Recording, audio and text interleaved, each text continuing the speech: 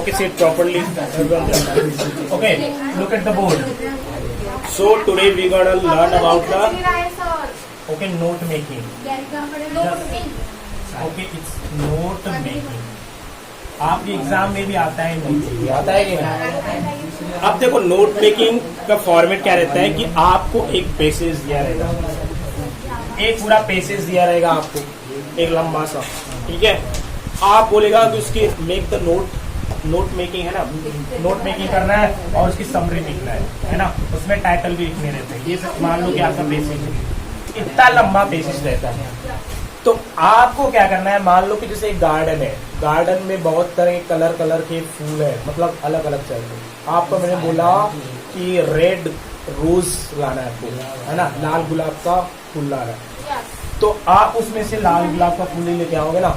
इस तरह note making है, जब नोट मेकिंग करते हैं ना तो उसमें से जो इम्पोर्टेंट पॉइंट्स होते हैं उसी को लिखते हैं।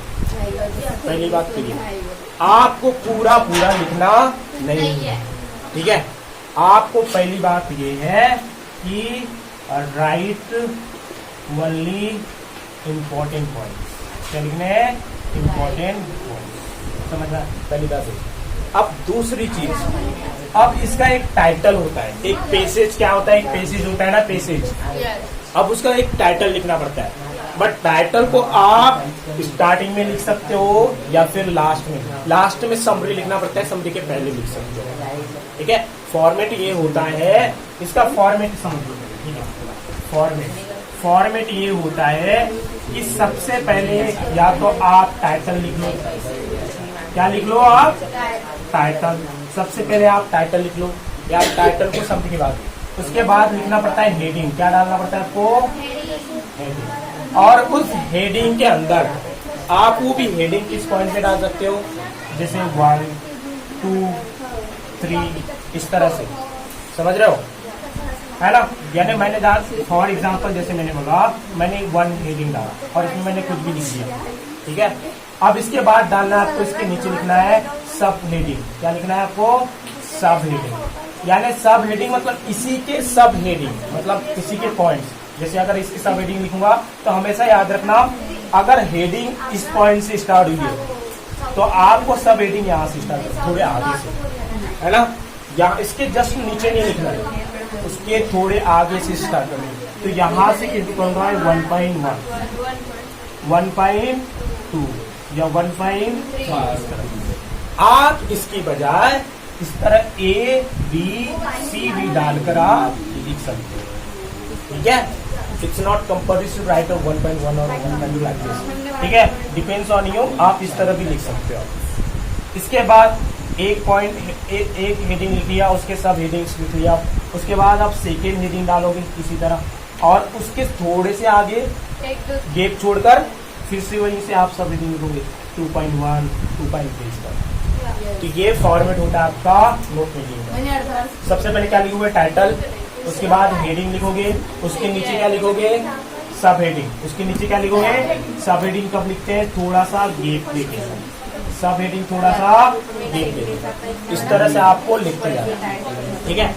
इसके बाद और कंपल्सरी नहीं कि टाइटल आप शुरू में लिख सकते हो, टाइटल को आप इन नोट मेकिंग पॉइंट्स बनाने के बाद, हेडिंग और सब हेडिंग बनाने के बाद आप इसके बाद भी लिख सकते हो टाइटल को, समझ में आ रहा है, हाँ। और उसके बाद लिखना होता है आपका समरी, क्या लिखना होता है, समरी।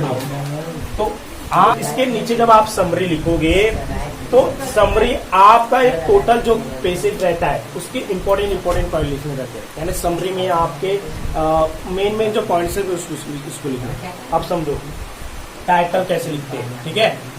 टाइटल में हमेशा देखो, टाइटल में देखना ज्यादातर अगर कोई वर्ड हाँ रिपीटेड वर्ड या सेंटेंस भी हो सकता है, क्या हो सकता है, सेंटेंस, जो शब्द बार बार रिपीट होते रहता है। आप पेसेज में देखना, बायोगैस या फिर आ गया सेव एनर्जी, एनवायरमेंट, आप देखना उनको वही वर्ड बार बार दिखेगा आपको।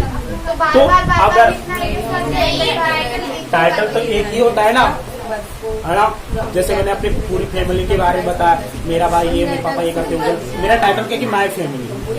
उसी तरह अगर जो वर्ड बार बार रिपीट हो रहा है तो उसका मतलब वो टाइटल है, टाइटल लिखा है, ठीक है। और दूसरी तरह से आप ऐसे भी समझ सकते हो कि अगर आपने पूरा पैसेज पढ़ लिया तो पैसेज पढ़ने के बाद आपको अंडरस्टूड हो जाएगा कि ये तो कुछ एक पॉइंट के बारे में, कुछ किसी एक पर्टिकुलर चीज के बारे में बात कर रहा है। अब जैसे अगर पूरा पैसेज में उतना टाइम नहीं होता अपने पास, तो अपन क्या करते हैं कि जो बार बार जो वर्ड्स दिखते हैं ना, उसे समझ में आ जाना है कि ये बार बार वर्ड्स आ रहा है, इसका टाइटल ये होगा बस। और एक दूसरे से ये पूरा एक बार पढ़ लो तो आपको अंडरस्टूड हो जाएगा कि ये इस चीज के बारे में बात कर रहा है। तो उस तरह आप क्या लिखोगे, टाइटल। अब बात आती है हेडिंग। हेडिंग क्या लिखनी, देखो हेडिंग। और इसके बाद आप समरी के बाद एक एब्रीविएशन भी होता है। एब्रीविएशन क्या होता है, जैसा एब्रीविएशन मतलब आप समझ सकते हो फुल फॉर्म। क्या समझ सकते हो, फुल फॉर्म। आप इसमें फुल फॉर्म है एब्रीविएशन का यूज करेंगे। जैसे अगर मुझे लिखना है इंफॉर्मेशन, क्या लिखना है मुझे, इंफॉर्मेशन, तो आप इंफॉर्मेशन इतना लंबा चौड़ा वर्ड्स पे यूज नहीं, सीधे डायरेक्ट लिख दे, वहां पे आई एम एफ और डेज बना दे। इसका कोई एक पर्टिकुलर फुल फॉर्म नहीं होता, बस आप उसको 3 से 4 वर्ड्स लिखा लो और क्या लिखा लो, बिंदु लगा लो। एब्रीविएशन ऐसी बनाना, तुमको खुद से बनाना है, ऐसा नहीं कि सर इम्पोर्टेंट है। इम्पोर्टेंट की एब्रीविएशन क्या होती है, IMP, वो तो पता है। अब दूसरा कोई वर्ड है, जैसे मैंने बोला रिक्वेस्ट। अब रिक्वेस्ट की आपको एब्रीविएशन पता है क्या, हाँ, रिक्वेस्ट की एब्रीविएशन पता नहीं है ना, तो आपको नियम क्या कहता है कि एब्रीविएशन लिखना है तो सिर्फ 3 वर्ड, स्टार्टिंग के कितने वर्ड लिखना है, 3 से 4 और उसके बाद शॉर्ट में लिखना। तो कैसे लिखोगे इसकी एब्रीविएशन, REQ और S, मतलब सर भी समझ गए। और फिर आपको लास्ट में एब्रीविएशन का एक डब्बा बनाना है और उसमें लिख देना है कि इन्फॉर्मेशन मतलब मैंने सर IMP मतलब ये लिखा था, यानी मैंने जैसे REQ बराबर रिक्वेस्ट लिखा था सर, ठीक है, IMP मतलब होगा मैंने इम्पोर्टेंट लिखा था सर। इस तरह आपको लास्ट में समझ में आया। हाँ, अब सुनो हेडिंग। हेडिंग कैसे लिखते हैं, देखो हेडिंग डालोगे ना, हेडिंग जब समझो पैसेज को लाइन से पढ़ते जाना है और पॉइंट्स लिखने जाना है।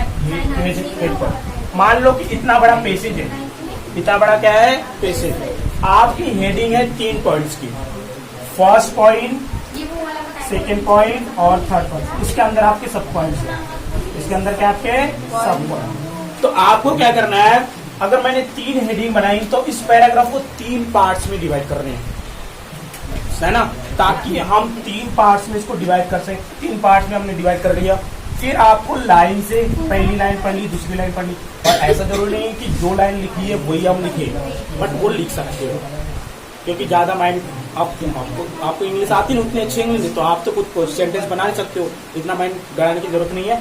तो एक सेंटेंस इतना पढ़े, इसको बना लिया अपन ने हेडिंग शुरू में। अच्छा, की पॉइंट्स वाला ऐसा नहीं है, अभी मैं अपन करके देखेंगे, अभी बेसिक्स करेंगे, ठीक है अपन।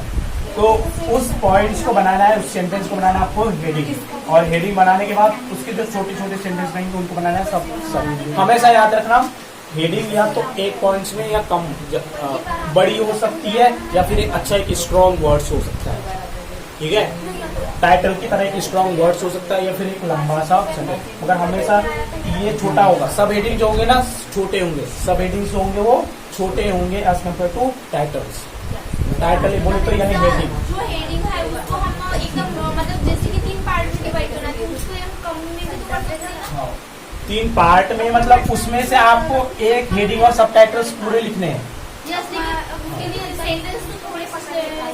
हाँ, तो खुद से लिखो, फिर खुद से लिखना पड़ेगा उसके बारे में, खुद से सब हेडिंग खुद से लिख लो, ठीक है।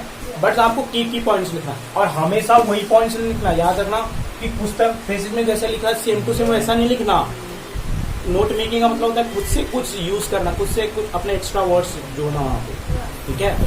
अंदर का ही नहीं लिखना है सर, अंदर के लिखने में मगर थोड़े बहुत, ज्यादा पूरा अगर छाप दोगे, जैसे आपने IMP इम्पोर्टेंट वाला बताया, वहाँ नहीं है फिर भी हम अपने मन से लिख सकते हैं। हाँ, वहाँ नहीं, मतलब पैसे में तो वर्ड दिया रहेगा ना, या फिर आपने अपने वर्ड से लिखा तो भी लिख सकते हो, ठीक है। चलो पहले इतना उतार लो, फिर बाद में